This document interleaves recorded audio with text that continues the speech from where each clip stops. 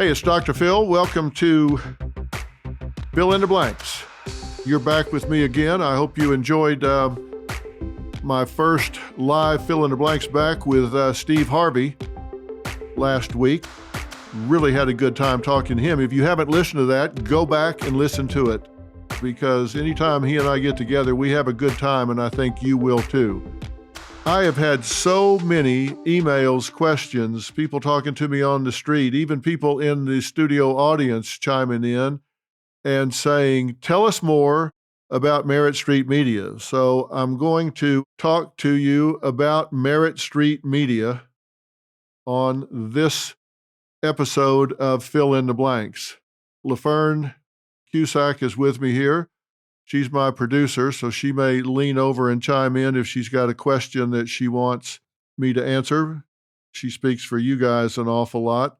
So what am I talking about? I don't know how much you are up with what's going on, but you all know that after 21 seasons on CBS, 21 great seasons on CBS, I have to say, I decided to do something different, and that do something different is launching my own network. If you ever wondered what it's like to go from an hour a day, 5 days a week, to 24 hours a day, 7 days a week, let me tell you, you don't want to know. It's like rolling backwards down a hill, but I've never had more fun rolling backwards down a hill in my entire life, because we're doing an awful lot of very exciting things. And people have asked, why did you do this? Why did you want to make a change? I'm going to get real personal during this podcast and tell you what drove this decision, why I did it, and I'm going to tell you what Merit Street Media is and what it is not. First off, I can't say enough good about CBS. They have been wonderful partners with me and still are today, as a matter of fact, because we're airing a lot of legacy episodes of Dr. Phil. So many of those episodes have not been viewed by so many of you because you can't watch every day. So check your local listings for Dr. Phil in daytime, and you'll be able to find it on some new affiliates and on some of the same affiliates, but you'll be able to find it in daytime. I'm still in business with CBS in prime time. So proud of So Help Me Todd. We're in our second season right now, and it is such a great show. And I want to thank everybody that's being supportive of that, because it's one of the top comedy dramas. It's really a drama, but with a kind of tongue-in-cheek humor on the side. It's just such a great show, and I'm really proud of it. And we've got some others in the wings that we're getting ready to do in partnership with CBS on the network and on Paramount Plus. So I'm continuing to be partners with CBS. They're a wonderful family. Nothing but good to say about them. So it was certainly no friction with them that caused me to make a change. But I wanted to do something different, something broader than what I was doing.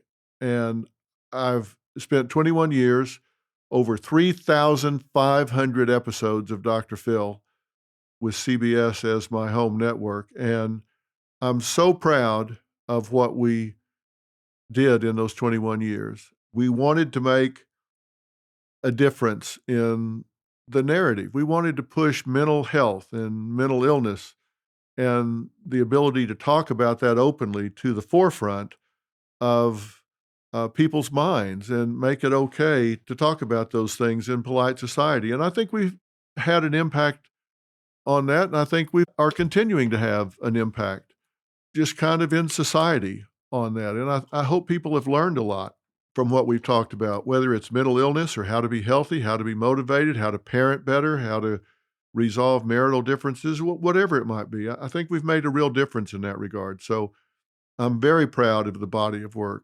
Some shows are better than others, some taught better than others, some probably better left undone. Walked away scratching my head sometimes, thought, what the hell did I get out of that? But all in all, when you've done 3,500 plus shows and you're proud of the body of work, then I think it's been a victory. Across time, when you listen to your viewers, things change. The questions that you get sent in change, because one of the things we prided ourselves on most was listening to our viewers, talking about what all of you wanted to talk about. Those questions change across time because people change. We spanned generations. We went from one generation to the next. We had moms and dads come on with their teens saying, "Yeah, I can't talk when I come home from school because Dr. Phil's on, so I have to go have a snack till Dr. Phil's off." And then 10 years later, here they are, and they're coming on and saying they have children now. 15 years later, they're coming on saying, "We have children now," and their children are sitting there rolling their eyes. "We can't talk now because Dr. Phil's on." And we laugh about that, but I'm proud of the fact that we've actually spanned a generation across time. But the questions changed. And you have to think about this. When we started in 2002, people weren't emailing all the time. There weren't any social media platforms. There weren't any smartphones. But then around 08, 09, when that happened, then the world really changed. And it really changed for young people because, in my view, they stopped living their lives and started watching people live their lives and comparing themselves to those people living their lives. So we had to change with that. The words cyber and bullying had never been used in the same sentence before because there was no such thing as cyberbullying, but all of a sudden there was. And so now we had kids that would not just get bullied at school, but it would follow them home, or they would change schools and it would follow them to the next school. They couldn't escape it. So I had to adapt, and my staff had to adapt, and we had to start looking at different kinds of psychosocial research. And I was asked to come testify before Congress with the reauthorization of the Elementary and Secondary Education Act, when they were saying, "What do we do about this? Do we need to dedicate funds to deal with cyber bullies? How do we handle this?" There were educators there saying, "Well, this happens off campus, so it's not our problem. It's not our job." Yes, it is. You're with these kids 40% of their waking hours, and these relationships are formed at school. They just continue at home. So you are part of the equation. You do need to make this a part of the curriculum. So we were fighting these battles on the air. We were fighting these battles on the internet. We were fighting these battles on Capitol Hill. I was writing columns about it. I was giving interviews about it. I was testifying about it on Capitol Hill. So we had to start changing what we were doing. And as time went on, and I hit 18, 19, 20 years, we started seeing new challenges arise, social challenges. It wasn't just marriage and family anymore, but things were invading the family boundaries. We were starting to see activists pushing agendas in school. We started seeing kids getting all of their information on TikTok, for God's sakes. There are portions of the population that get 100% of their news on TikTok. The problem with that is it has no vetting. A lot of those people have an agenda. They're selling something. They're not reporting the news. They're not helping teach kids how to think. They're telling them what to think. It's the old parable, teach a man to fish, he'll eat the rest of his life. Give him some fish, he eats tonight. I reverse that. It actually says, give a man some fish, he'll eat tonight. Teach him to fish, he'll eat the rest of his life. And that's the thing about critical thinking. If you teach someone how to reason, how to think, how to really be deductive in their thinking, then they can generalize that to every situation. If you just tell them what to think, even if you're right, even if you're accurate, you need to teach them how to think for themselves. Parents were very concerned about that. We saw with the advent of the smartphone, anxiety, depression, loneliness spiked in 09 and 010 to the highest levels since records had been kept. The first page of a book never tells the full story. And those news alerts and headlines, like the ones we get on our phones, don't even scratch the surface of what the story is really all about. Stories are like people, multi-layered and complex. It takes some digging to find the truth, but when we find it, it can change our world. We like to dig. The news on Merritt Street. Essential television.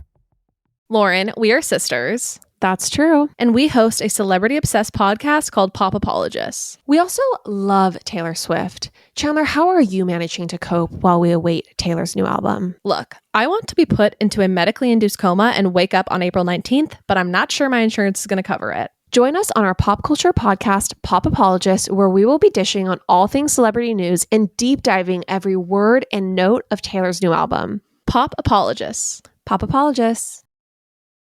And parents were saying, my children, they're not themselves. They're really emotionally unstable. They're lethargic. They're depressed. They're lacking in self-esteem and self-confidence. And parents' reaction was to start trying to help smooth the bumps for them. Bad choice. They need to smooth their own bumps. But they were delayed developmentally. They were starting to date later than the generation before. They were starting to get their driver's license later. They were engaged less socially. We have a generation that's lagging behind in almost every aspect. So we started getting those questions. And I started to say that family was under attack. I first said that back in 2004 when I wrote Family First. How little did I know that was just the beginning.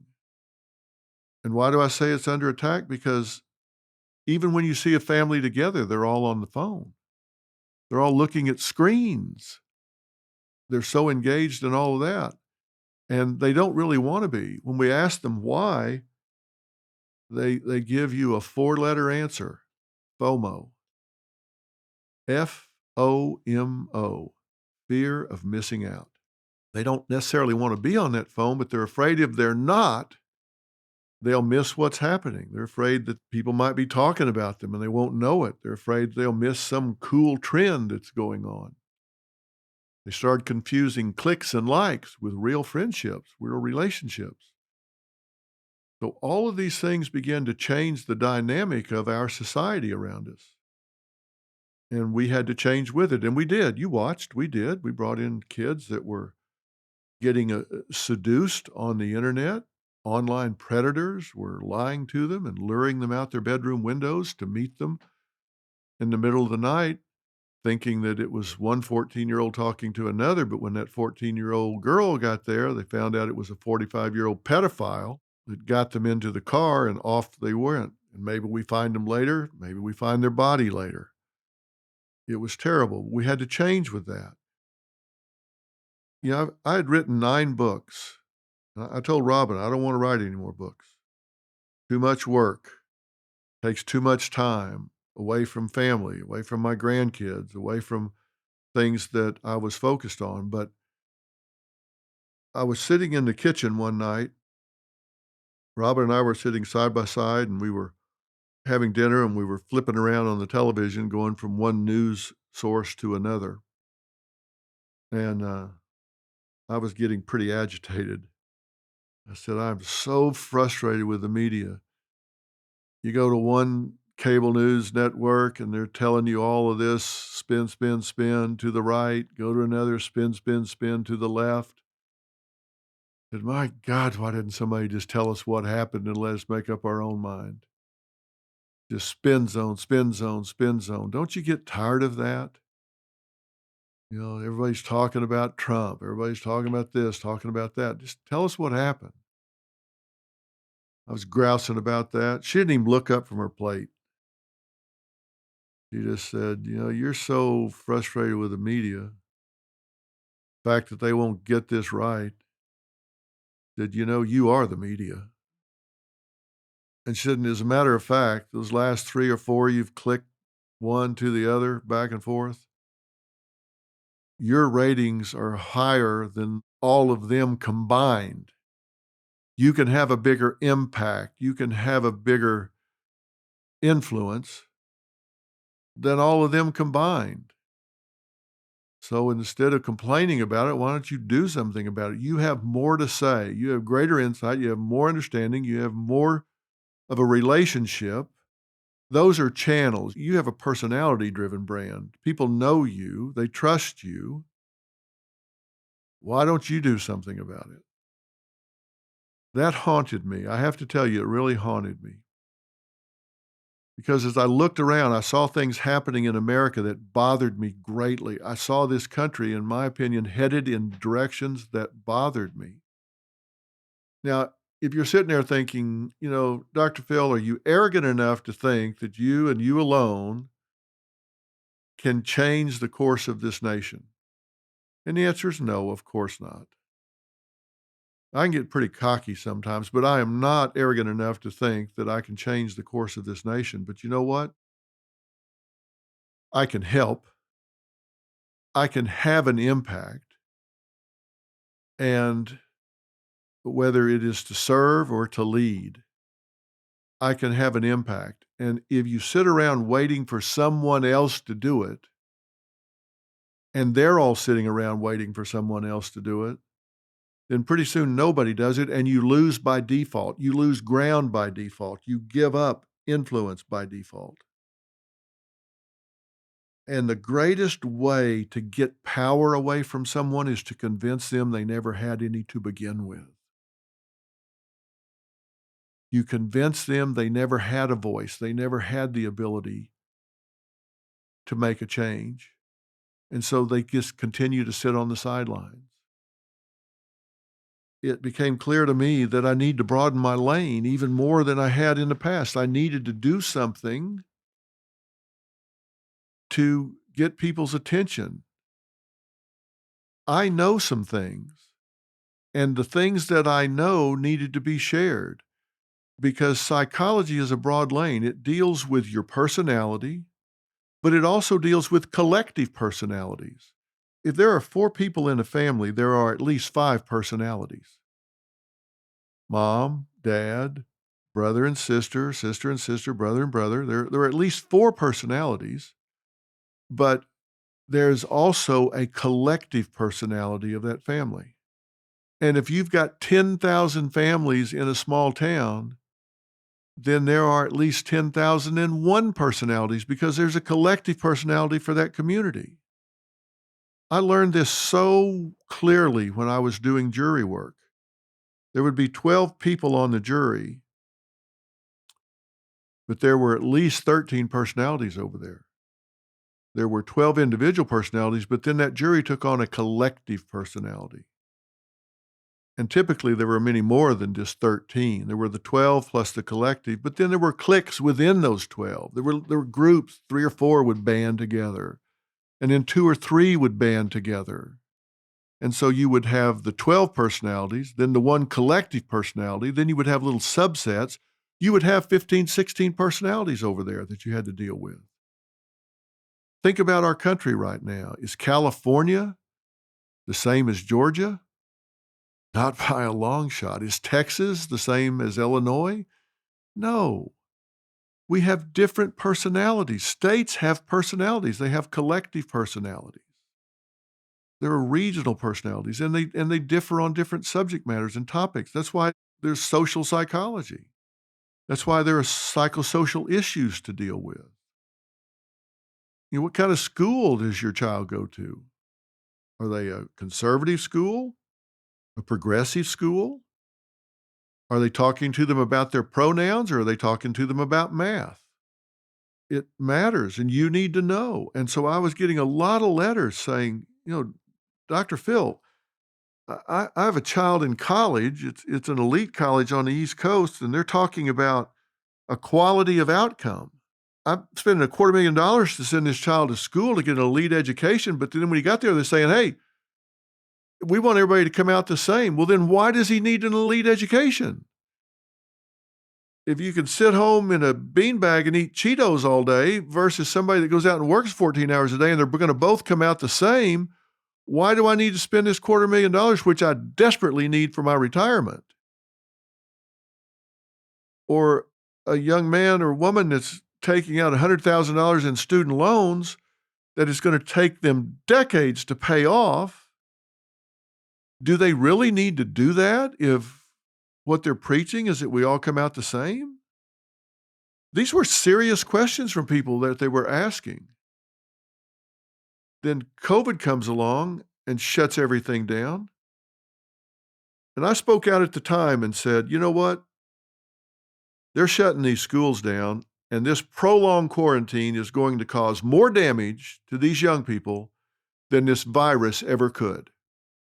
And people looked at me like I was some kind of lunatic. They looked at me like, oh my God, some village is missing their idiot. Did you hear what he just said? And they criticized me soundly for it. And I doubled down and said, no, I'm sticking with what I'm saying. I'm right. And sadly, I'm going to be proved right. And sadly, I have been proven right. You want to know how many of those people that were criticizing me for saying that, who are now saying exactly what I was saying 2 years ago, 3 years ago? You know how many of them have contacted me back and said, hey, you know what? You were right. How about none? And that's okay. I don't need anybody to call me back and tell me I was right. I knew I was right when I said it, and I know I'm right now. And you know what they said? Well, they said a lot of things.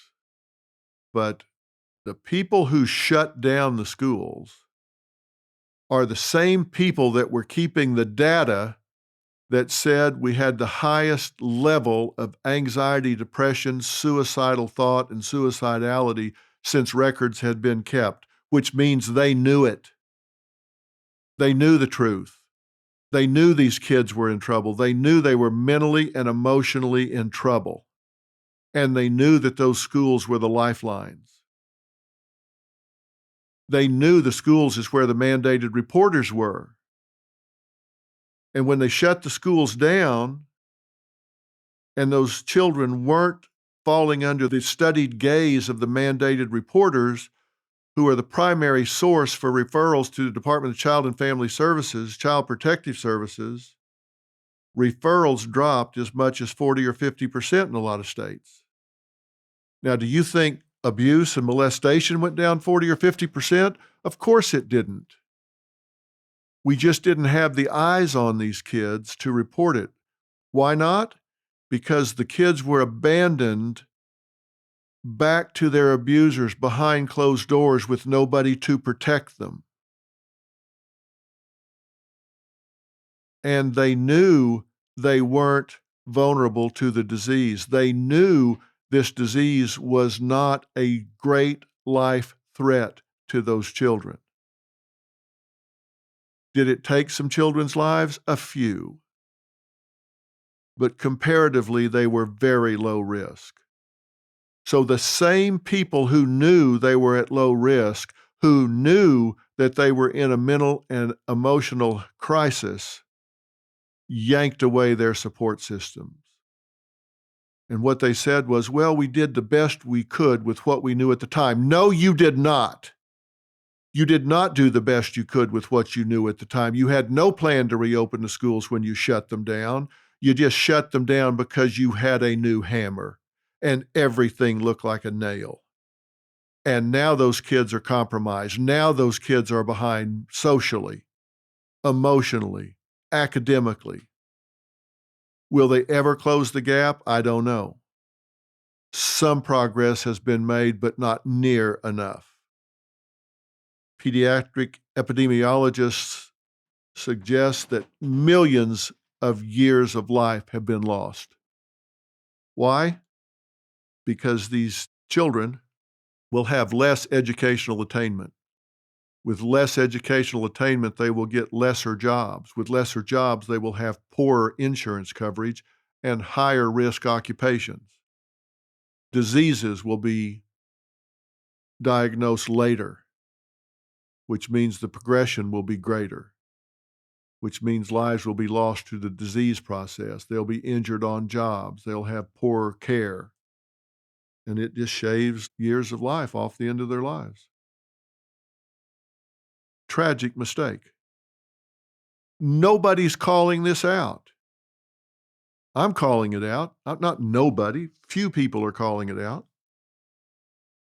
and I'm one of the voices that is. That's why I'm doing what I'm doing. So I've launched my own network. It's called Merit Street Media. And you can find out about it by going to meritstreetmedia.com. On Oops the Podcast, join me, comedian Giulio Gallerati, as I examine everyday life, the mistakes, the bad decisions, the goals, the jokes, the social engagements, and all things in between. I'm joined every week by producer and personal confidant Ryan Lynch, various other comedians for witty, candid, and intoxicating conversation. Our listeners love Oops for its sophisticated banter, aka your mom could listen, and many feel like they're in the room with us chopping it up with old pals. You can find every episode of the show on Apple Podcasts, Spotify, or YouTube. On the home page, you're going to see a button there that says Channel Finder, because we're on all different kinds of platforms. We're on cable, we're on streaming. You can get it if you got rabbit ears. You can't escape it. When you go there, you're going to find a button that says Channel Finder. You're going to hit that button and it's going to say enter your zip code. When you enter your zip code, there's going to be a list of places that you can watch it in your community, whether it's DirecTV or Dish or YouTube TV or wherever. I've got a video that talks about that. And if you're taking a walk right now or you're listening to this in your car, you can't see the tape piece. But as you listen to this, and I'm going to roll in some others, just hearing it will explain what I need you to understand. So don't think, well, I can't watch this. I'm walking or I'm driving my car. I selected these, so if you're watching this on YouTube or something, that's great. If you're walking right now or you're driving or something, just listen. These are very brief tape pieces, and hearing what's said will give you a sense of what I need you to see. You don't need to see it in order to understand it. If you get a chance later to watch it, do so, or if you go to meritstreetmedia.com, those tape pieces are there and you can see them there. But you don't need to see them to understand. So just listen to the tape piece if you're walking or driving. If you are watching on YouTube, then you can watch it and you'll understand it completely. Hey, Dr. Phil here. So excited to talk to you guys about Merit Street Media. And lots of people are asking, where can I watch? Where do I find it? Well, I got good news, because the answer is everywhere. You can't own a television and not get Merit Street Media, because we're going to be in 80 million homes and counting. It's going up all the time. And here's what I need you to do first. I need you to go to your computer and get to one of your search engines, wherever you find the things that you go to, and type in meritstreetmedia.com. So I'm going to show you. Let's go to the computer, and you're going to type in meritstreetmedia.com. Okay, when Merit Street Media pops up, you're going to see a screen like this. And you'll see up here it says Merit Street. And to the right, you've got Shows, Schedule, Channel Finder, About Us, and then a button over here for Channel Finder, and then one down here for Find Channel. And you need to click here, Channel Finder, or here, Channel Finder, doesn't matter, but we'll just use this one right here, Channel Finder. You click that, and it brings you down here. Come down from that, and you'll see where it says enter zip code. And so you type in your zip code, and let's assume you live in Bayside, New York. So we'll put in the zip code for there, which is 11360. All right, and then you click Search Providers. All right. At that point, a list comes up, and it gives you all the different ways in Bayside that you can view. All the viewing options are just listed right there. If you want to watch on regular TV, and you have an HD antenna, then you would go here and you would see channel 63.1 or channel 54.2. That's WMBC or WTBY. Either one of these, you'll be able to watch us there. Okay, if you have satellite, DirecTV, for example, channel 306 or 306 HD. If you have Dish, you can see us on 247 or 247 HD. Now, if you have cable, Spectrum, for example, channel 63 or 1233 HD, or if you have Verizon Vios, you can see us on channel 18 or 518 HD. Now, there are also streaming options there, and right now you can go to Sling and you see the Merritt Street channel. Now, if you have others right now, you can request it and give them some grief for not having it. So you can request it from these that are listed, but right now you can see it on the ones that I just went through. Now, there is also a Merit Plus app that you can get on connected TVs, and in order to do that, you need to go on your television to where it offers you the option to download apps. And you can do it for Amazon Fire TV, Android TV, Apple TV, Apple iOS, Roku, or web, and those are all available starting April 2nd. Now, if you go there now, you're going to type it in and see nothing. But as soon as April 2nd hits, then you can go there and it'll pop up. You can get it, open it, and be able to watch it on your app on your television. Okay, so that's 5 different ways you can see this. You can find Merritt Street Media on your television in Bayside, New York, and it's even more in a lot of cities. So if I bump into you on the street and you say, I can't find Merritt Street Media, I'm not going to believe a word you're saying. You're just not trying, because it's very available. So tell your friends, if you're watching this, tell your friends to watch it, because this walks you through dots close together connected with a bright red line. So you know exactly where to find us and exactly what you can watch. So I'll be watching to see if you're watching. If you have an iPhone, I'm going to tell you how to do this. You get your iPhone and you need to go to the App Store. There's this little magnifying glass down here at the bottom. You need to click that, and it's going to take you up here to the top. And I need you to type in Merritt Street, or you can type in Merit Plus, but I'd rather you type in Merritt Street. And you can do this on your iPhone or your iPad or an Apple computer. You're going to see our app come up, and it's labeled Merit Plus. There's a little tile, it says Merit, and a little plus right next to it. When you get that, you're going to hit Get, and then a little wheel's going to go around, and it's going to say Open, and you can click Open. Now, this is free. It doesn't cost you anything. And as soon as you click Open, guess what? You're looking at Merritt Street Media. And the first face you're going to see is mine.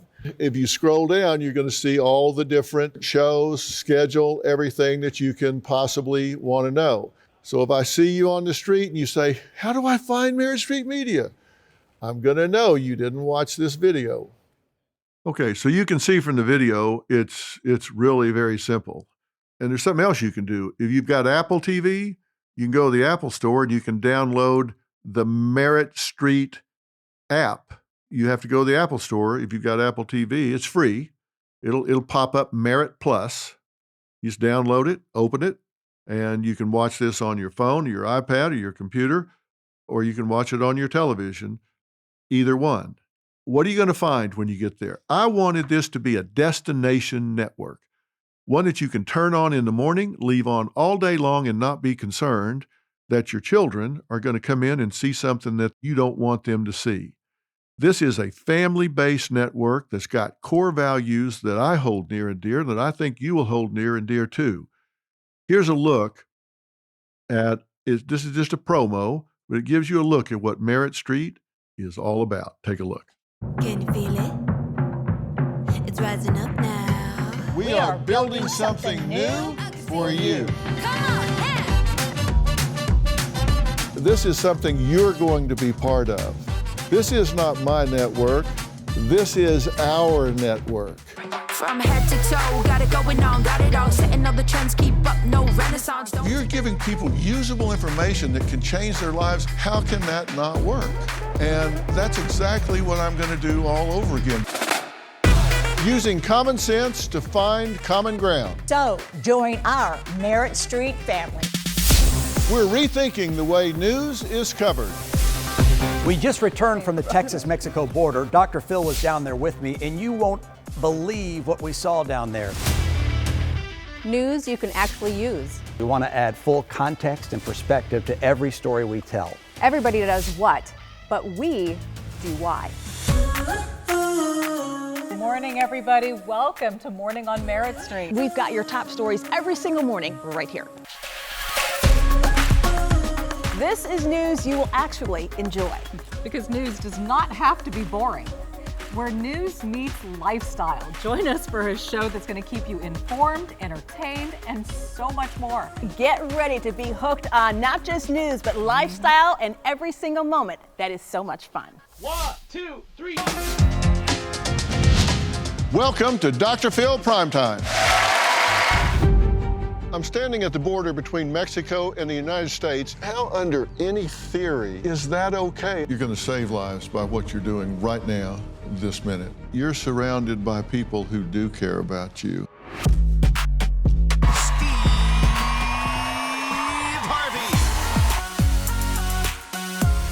Hey, folks, my motto is I'm gonna be fly till the day I die. Take some notes and watch me. Let's do a little fact check. Watch me. The energy. Watch me. I'm Mike Rowe. Watch me. I'm Bear Grylls. Woo! Watch me. Please welcome to Merritt Street, Chris Harrison and Lauren Zima. Got the energy. I don't care. Watch me. I don't care. Got the energy. I don't care. Watch me.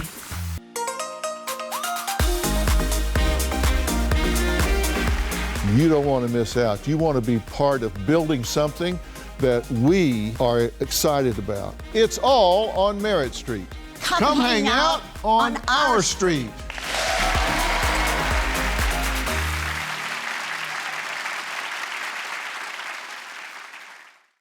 Now that was pretty cool, don't you think? And we have 4 hours of news every day.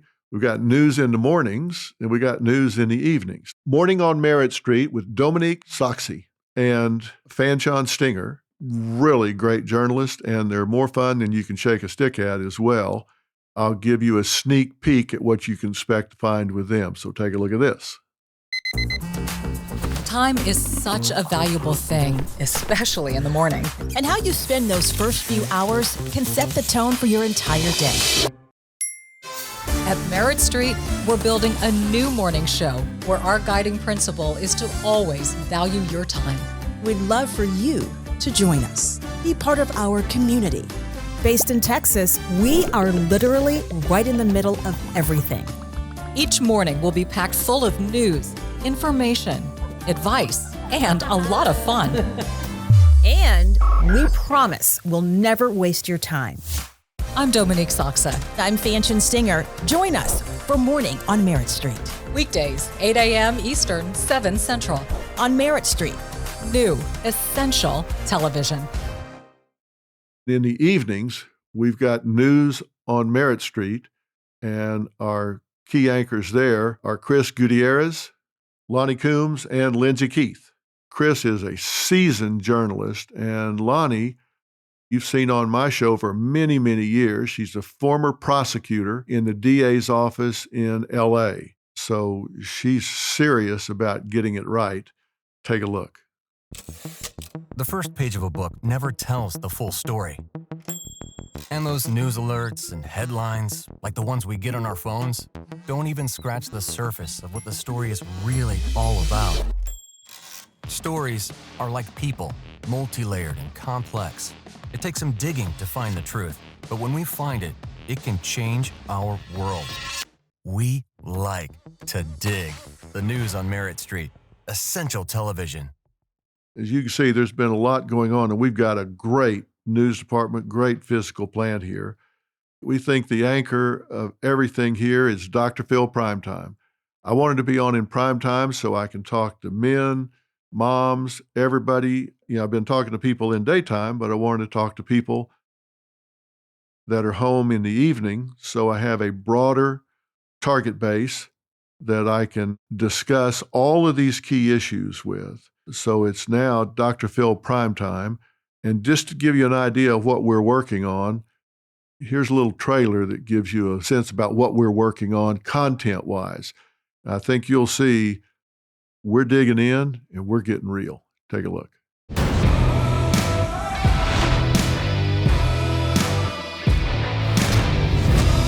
You're giving people usable information that can change their lives. How can that not work?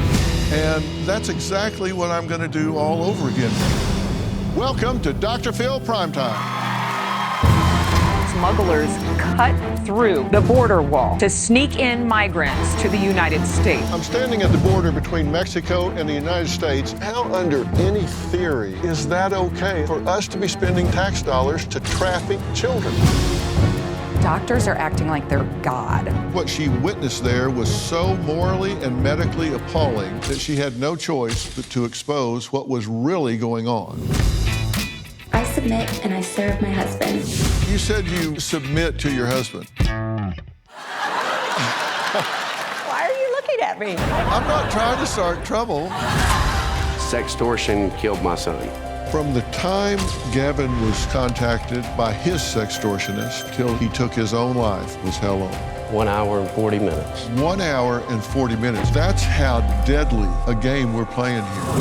The video of her student assault has been viewed and reported 67 million times. No one's called me. You see this on camera? That is enough to kill everybody in this audience times 2. You're going to save lives by what you're doing right now, this minute. What's your greatest fear? My greatest fear was to get blackmailed. You're surrounded by people who care about you, who will fight for you. You know what his greatest fear should be? Is you being here.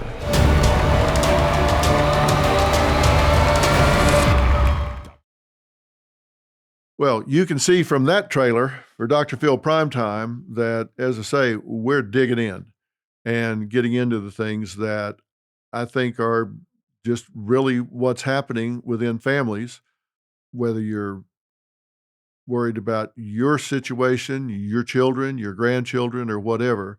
I think family in America is under attack. I think some of it is intentional by what I call tyranny of the fringe, these fringe activists that are pushing narratives on people and trying to rewrite history, biology, science, economics, just making up things, I guess, the way they wish they were. That's not how they are, that's just how they wish they were. Well, you can't do that. I mean, you can do it, you can tell each other that's how it is, but you just don't rewrite hundreds of years of science. You just don't erase history. It is what it is. And that's what I'm focused on. Look, we've been working on this now for a couple of years. I was working on it while I was still on in daytime.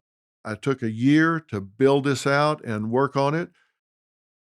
This is one, if you're walking, you might want to look at on YouTube when you get back. When we started taking down our set at Paramount, which had been up for 21 years and was the longest running show in the history of Paramount, which is 105 years old. We did a time-lapse camera, so you get to see the whole thing come down. And when we started building the Dr. Phil Primetime set here in Texas, we did a time-lapse camera there so you can see it being built up. So it's fun to kind of watch one where they're tearing it down and then watch the next one where it's going back up. So take a look at these time-lapse cameras, history coming down and history being built back up.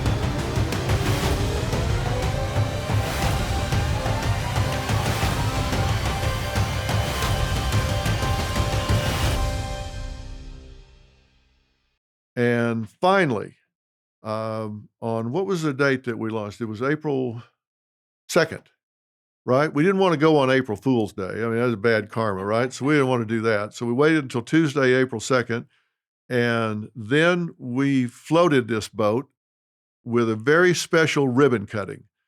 And you're going to recognize some people at this ribbon cutting.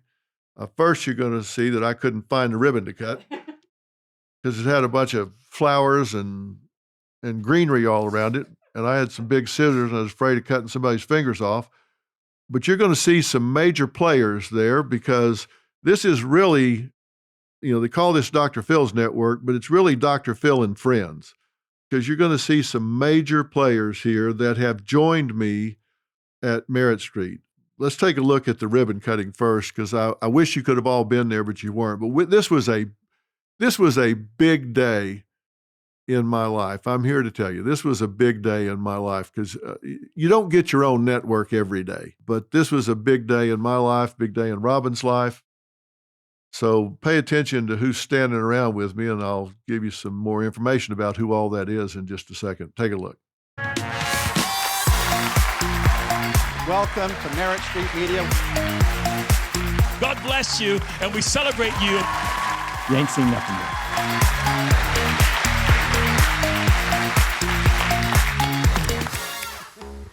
All right, here we go. Countdown, 3, 2, 1. 3, 2, 1. All right.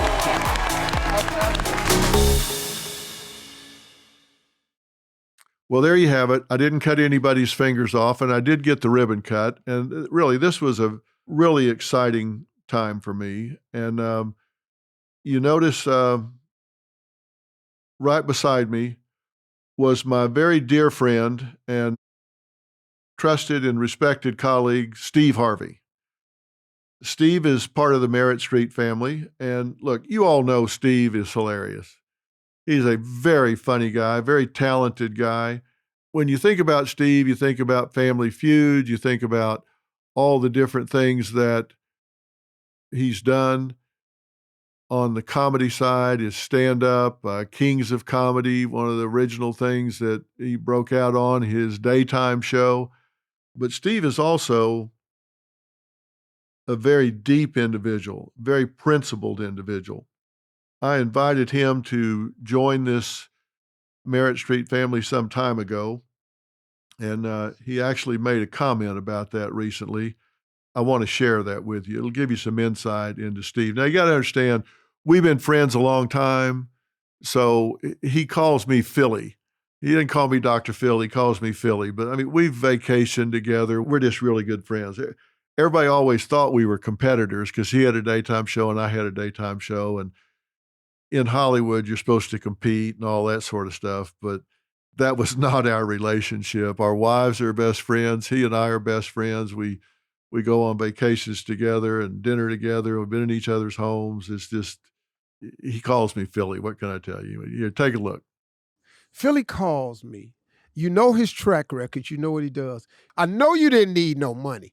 That was cool. I was relaxed right there. Because this ain't a dude that, Philly, we don't have a relationship where, you know how you got people call your house and you go, oh, what the hell they want? What a great guy. We do have a lot of fun, but I mean, he has a really big heart and is a really caring guy. And we've known each other a long time. We've been down some roads together, and we're going to do some interesting things. One of the first things we're going to do is a Father's Day special, because he works with young men that don't have fathers in their lives and does a retreat with them every year. And I'm going to be there this year. We're going to shoot it, turn it into a special so you can see what he does and how he goes about it. Also on stage was Nancy Grace, another great friend of Robin and myself. We're going to have a lot of true crime on the network, because I know everybody's interested in true crime, and I think the more you know about it, the less naive you are and the less you can be impacted. Nancy Grace is there. She sits on top of our true crime vertical on the network. She's going to have a daily show.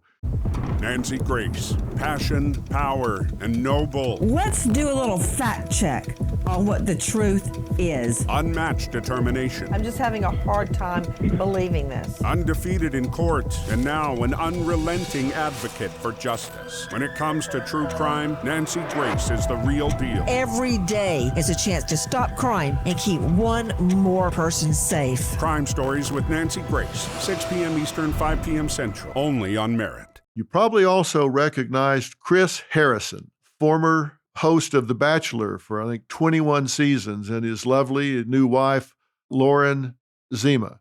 The two of them are going to have a morning show together, and we're also working on a really interesting dating type show that has some really psychologically intriguing twists to it that I think is really addictive. I think you're going to be fascinated by this. Really proud to know Chris and to have him part of the network. Mike Rowe, who you know from Dirty Jobs fame, is part of the network. I've done some things in my career. Unsavory things. Things that I don't discuss in polite company. Who's our guy? What stuff from you? But some stories simply need to be told. Never mind the risk.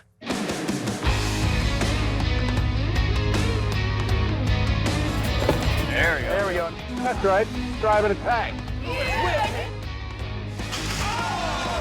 Somebody's got to do it. Weekends on Merit. Essential television. Bear Grylls is part of the network. Robin, my wife, is going to have her own lifestyle type show. I know all of y'all love her and think she has a great sense of style and a flair for all of that. She's going to be there. Scott Rasmussen, one of the best polling experts in the country, to let you know what's going on and how people feel about things, is going to be on the network as well. Cody Crouch has a really interesting show called Centuries Collide, which looks at kind of how things have evolved across time, how things change but stay the same in many respects.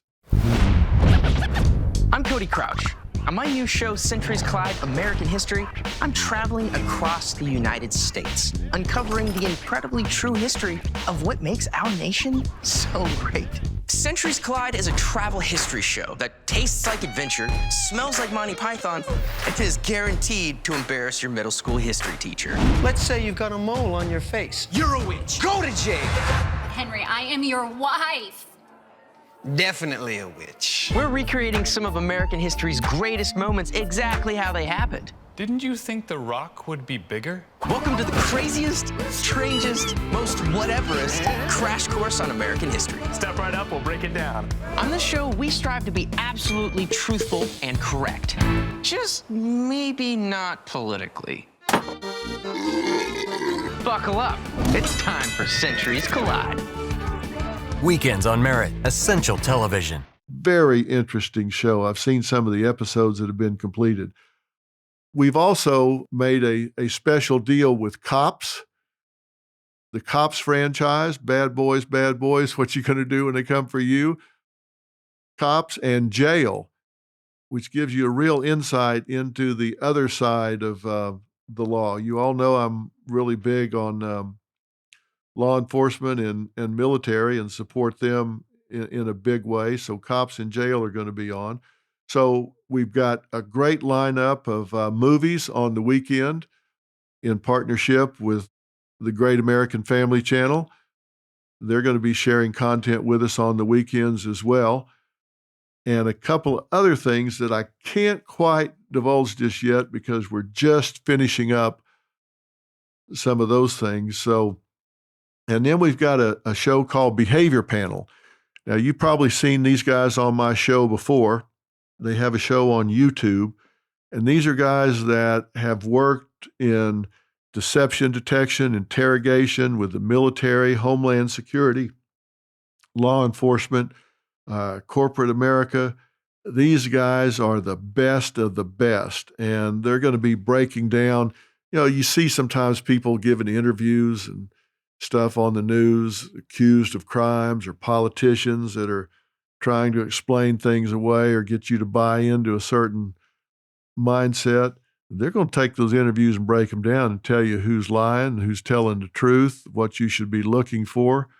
They're going to give you some skills you can use when you're talking to people. Fascinating show. Absolutely fascinating. You're going to love it. All 4 of them are going to be involved in that. You know, there's a real blueprint for Merit Street Media because you've probably heard that I've written a new book. It's called We've Got Issues. We've Got Issues. Doesn't that have a ring of truth to it? We've got issues. And the subtitle is How You Can Stand Strong for America's Soul and Sanity. And it's time that we stand strong. Now, this book talks about a lot of things that I know you have on your mind. I know you have it on your mind because it's been out for several weeks. It's on the New York Times bestseller list. And people are stopping me everywhere I go, bringing up different aspects. We talk about all this inclusive language that's gone on, what you can and can't say. We talk about this equality of outcome that's being peddled around. We talk about what's happening in the schools. I talk about the 10 principles that are essential for a healthy society, for a healthy culture. For example, number 1 is be who you are on purpose. Be who you are on purpose. You got to own that. Live with intention. And to do that, you got to sit down and think about, what do I really value? What are my values? One of them is you can't be silent just so other people can remain comfortable. You just can't do that anymore. If you do, you're losing by default. You're letting the loudmouths control what's going on in America. You can't do that. We can't reward bad behavior or support things you don't want to see more of. We talk about all of these things. Some of this has gotten so insane, parts of this read like I'm making it up. But I'm not making it up. We've got colleges out there that won't even have an admissions office anymore. Why? Because, that implies when you say admission that somebody's going to be rejected and that might hurt somebody's feelings. So now they call it Office of Enrollment Management. I kid you not. They call it Office of Enrollment Management so as not to hurt somebody's feelings. The Justice Department, you don't have felons anymore. You have justice-involved individuals. So your family member wasn't raped. They just intersected with a justice-involved individual. They're not a felony rapist. They're a justice-involved individual. You didn't have a loved one murdered. No. They just had a head-on collision with a justice-involved individual. Are you kidding me? We're afraid of hurting a murderer's feelings by calling them a murderer. So we don't have felons anymore. We just have justice-involved individuals. Now, somebody's got too damn much time on their hands to sit around and make this stuff up. You can't say brainstormed anymore because that offends somebody that maybe had a head injury. Seriously? I'm waiting for somebody to come along and protect us bald people. You can't. When are they going to say we can't say you're going to snatch you bald anymore?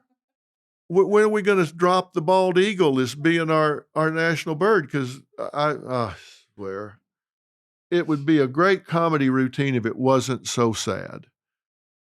We've gone too far and somebody needs to push back. We've got people that don't want to teach our kids about the fact that there was slavery at a time in our country because that's negative.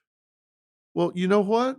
How are you ever going to learn from your mistakes if you don't acknowledge having made them?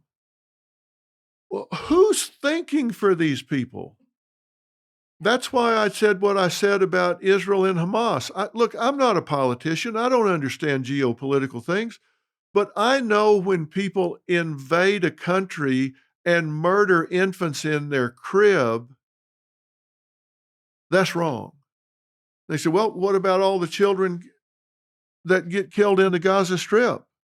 all the Palestinian babies. That's horrible too. Of course it is. That's horrible. And they say we need to have a ceasefire. You mean like the one we had October 6th? We had one October 6th before the invasion of these non-combatants. I saw a sign that said, "Gays for Palestine." Well, I'd like to see them march into Gaza with that banner and see what happens. They'd throw them off the top of a building. We're not teaching critical thinking. We've got to get back to common sense. So we've got issues. How you can stand strong for America's soul and sanity is kind of a blueprint for what we're embracing and working on at Merritt Street Media. All of these shows, everybody involved here, Steve Harvey, Nancy Grace, Chris Harrison, Mike Rowe, Bear Grylls, Robin, all of these people want to get back to core values that everyone can embrace. And that's what this is about. I want people to tune in. I want you to tell everybody that there's this new Dr. Phil's Merritt Street Media and Dr. Phil's book, We've Got Issues. I tell you what's going to happen when you read that book. You're going to say, yeah, I agree with probably a lot of what I say in that book. You just didn't have the facts to push back with if somebody was trying to peddle you a bunch of hooey that you knew wasn't right. You know, for example, people know that kids shouldn't spend so much time on social media. They don't know how right they are. They don't know that those algorithms are actually designed to target young people. And when I say target, I mean they know what they're doing makes them anxious, depressed, and lonely. And they could change that, but they don't, because if you're emotionally upset, you click more. And they could show them a box of puppies and they'd think, well, that's really cute, but it's only cute for a little while and then they quit clicking. But if they can show them something that upsets them, they click harder and longer and more frequent. And that means money. And I prove that in this book, and I challenge anyone, invite anyone to fact check anything in that book, because I did. Before I wrote it down, I fact checked it top, side, and bottom so people would know the facts so they can use those facts, whether it's talking to the school board or talking to their children or talking to their neighbors. This is a book that is designed to unify, not divide. But we have to unify among ourselves first. The 70-80% of middle America needs to come together and know why. And this book is a rallying point for that 70% that has kind of had a live and let live attitude. This is what they need to say, this is what we're rallying around. These are the values. These are the core values and beliefs that we're rallying around. And this is the science, this is the empirical data that supports those beliefs. And that's what it's all about. Now, here's my question for you, LaFern. Is there anything I haven't talked about Merritt Street Media or about We've Got Issues that you think people need to hear about? You covered it all. I mean, it's like you wrote it. It's great. I think everything that you have is for the people, and that's one thing that we talked about before is how you are able to put these topics in a way that people understand it and can take the facts and learn and grow. And that's what you're about. Now, if you're wondering where all this is taking place, we're right in the Dallas-Fort Worth Metroplex. That puts us in the middle of the country, which means we're easy to get to. So if you want to come be in the audience, if you're in Texas, Dallas-Fort Worth, we'd love to have you in the audience.